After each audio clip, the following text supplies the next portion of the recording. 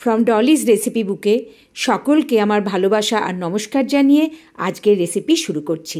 আজকে আমি ইলিশ মাছের ভাপা করব, যেটা সাধারণত সবাই করে, কিন্তু আমি যেভাবে করি আমি সেই পদ্ধতিটাই দেখাচ্ছি। আমি এর জন্যে সর্ষের গুঁড়ো, মার্কেটের সর্ষের গুঁড়ো 20 মিনিট আগে জল দিয়ে ভিজিয়ে রেখেছি 3 টিস্পুন, আর 4টে কাঁচা লঙ্কা পেস্ট করে নিচ্ছি। ওখানে 3 টিস্পুন মার্কেটের সর্ষের গুঁড়ো আমি 20 মিনিট আগে জল দিয়ে ভিজিয়ে রেখেছি, আর এখানে 4টে কাঁচা লঙ্কা পেস্ট করে নিচ্ছি আমার ইলিশ মাছ ভাপা রান্না করার জন্যে। এটা কিন্তু ভীষণ তাড়াতাড়ি হয়ে যায় আর খুব কম ইনগ্রেডিয়েন্ট লাগে। এখানে 7 পিস ইলিশ মাছ আমি নিয়েছি, আর আমি যে জল দিয়ে ভিজিয়ে রেখেছিলাম সর্ষের গুঁড়ো সেটা এর মধ্যে দিয়ে দিলাম।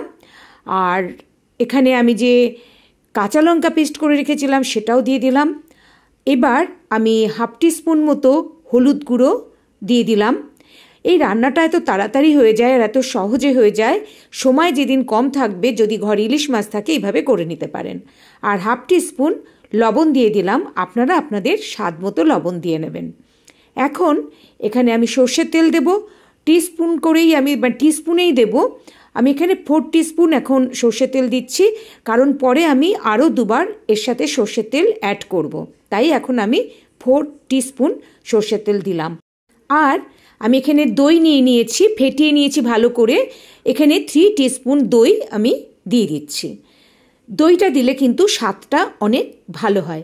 এবার সব ভালো করে মেখে নিলাম। এখন আমি একটা অন্য টিফিন বক্সে এই মাছগুলো দিয়ে দেব, আর আস্ত 3টে কাঁচা লঙ্কাও কিন্তু আমি এর মধ্যে দিয়ে দিয়েছি। এবার এই টিফিন বক্সে আমি মাছগুলো সাজিয়ে আর যে মেখেছি সেই গ্রেভি মতো সেইটা দিয়ে আমি ভাপে বসিয়ে দেব। আর আমার এই টিফিন বক্সটা অনেক ছোট, তাই এখানে ভালোভাবে মাখা যাবে না, তাই আমাকে কিন্তু অন্য পাত্রে মেখে তারপরে এখানে দিতে হলো। আপনাদের যদি এর থেকে বড় টিফিন বক্স থাকে তাহলে কিন্তু আপনারা চাইলে যেটার মধ্যে আপনারা রান্না করতে চান তার মধ্যেই মেখে নিতে পারেন। এবার আমি সমস্ত এই টিফিন বক্সটায় দিয়ে দিলাম, আর এখন আমি এটা ঢাকা দিয়ে হতে দেব 10 মিনিটের জন্য।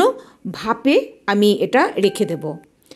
আর আপনাদের যদি আমার রান্না ভালো লাগে তাহলে আমার চ্যানেলটা সাবস্ক্রাইব করে আমার পাশে থাকবেন, আর সাবস্ক্রাইব করা থাকলে পরের রান্নার নোটিফিকেশন আপনারা পেয়ে যাবেন।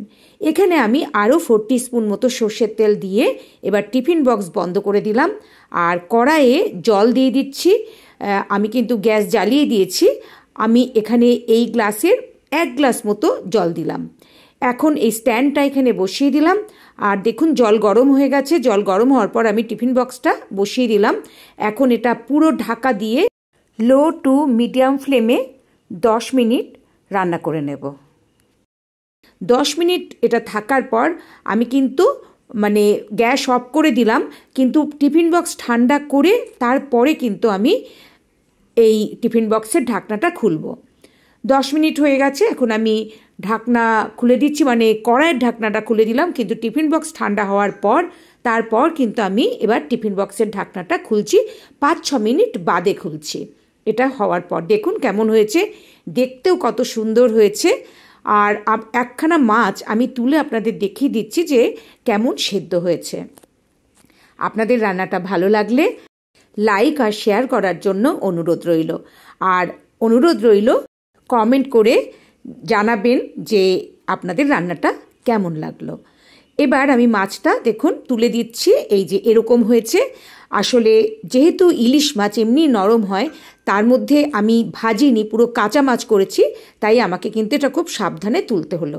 এখন এখানে শেষে আমি আরও 1.5 টিস্পুন মতো সর্ষের তেল এখানে অ্যাড করলাম। এটা 1 থেকে 2 টিস্পুন মতো তেল এখানে আবার শেষে একটু অ্যাড করে দিলে ভালো হয়। আমার রান্না কমপ্লিট। আমি আবার নতুন কোনো রান্না নিয়ে আসবো। আপনারা সবাই খুব খুব ভালো থাকবেন। আজকের মতো নমস্কার।